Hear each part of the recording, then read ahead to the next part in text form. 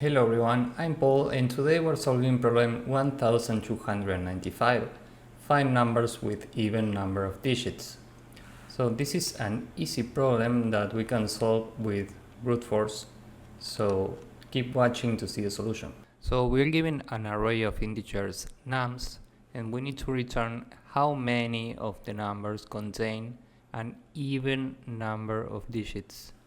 So for example, let's say this is the array. And we know this has 2 digits, this has 3, this has 1, and this one has 4 digits. So here our even numbers are 2 and 4. So the result is 2. Okay? The time complexity for this one will be big O of n, and space complexity will be big O of 1. So now let's go with the code and hopefully you will get the idea.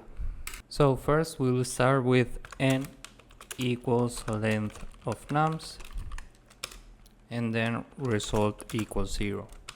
And for every number in nums, here we need to take the current value x and convert this into a string like this, and we need to take the length of this string like this. And if this modded by 2 equals 0, this means we have an even number.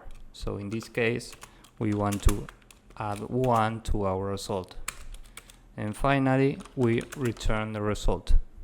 So this is the entire code, and now let's submit this and see if it works.